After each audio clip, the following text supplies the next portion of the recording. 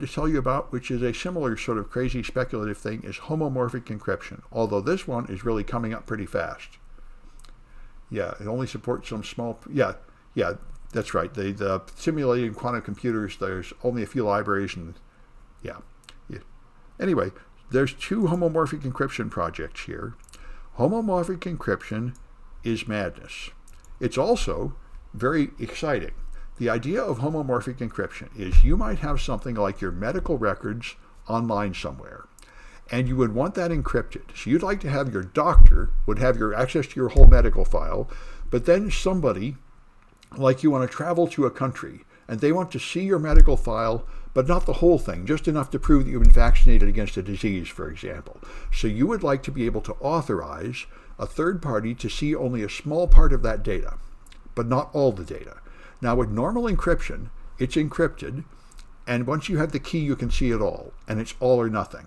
But homomorphic encryption is designed to solve this problem. The idea of homomorphic encryption is you can do operations on the data without decrypting it. So you can ask an encrypted database, tell me if this person has been vaccinated against this disease. And it will do a mathematical operation on the encrypted data without decrypting it and find that answer.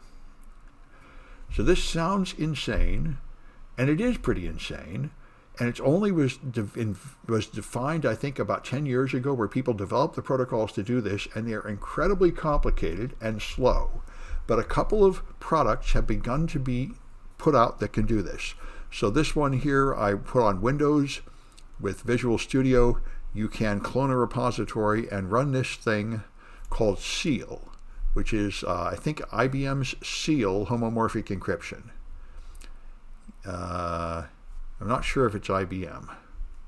Anyway, you get this thing compiled and run it on your Windows machine, and then you can finally run an example of this thing after compiling the code. Now you have the Seal project.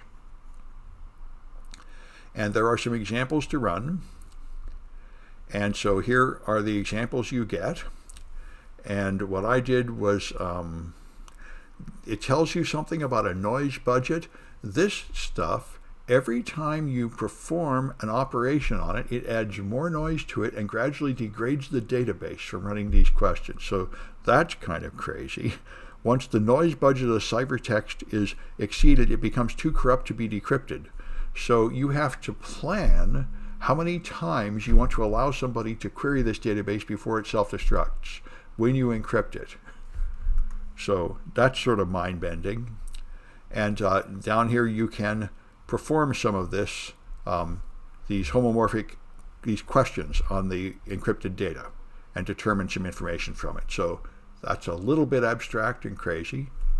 And I think it's Microsoft Seal is what that is. Yeah, Microsoft. That's Microsoft's homomorphic encryption product. IBM's is kind of fun too. You have to put it on a Mac though in Xcode. And once you get this thing running, it does privacy-preserving search. And this one impressed me at how incredibly inefficient it is. So you have a list of like 50 state capitals. That's your database. And you can do a search to find the capital of a country, like the capital of Belgium. And it takes 5 minutes to search through a list of 50 items to do that. It is so incredibly slow. But it's doing it in a privacy-preserving fashion. So anyway, and there's another demo with credit card fraud, where you find this file and it will, I forget the details of how the credit card fraud run works. But I think the point is you're spending money with a credit card and you're trying to query a database to see if that credit card is reported stolen. And again, you're querying it without decrypting the database. So this is really coming. I'm seeing more and more commercial products advertise this, and web online services claim to advertise this. So even though these prototypical projects that I found online for free are not working very well, apparently there are some commercial products now offering this, that they will let you do computation on data without decrypting it. So they must have made it faster than this. This is really coming. I think it's in the very, very beginning of it actually being useful. But there's quite a lot of demand for this as people are more and more concerned about data breaches and privacy.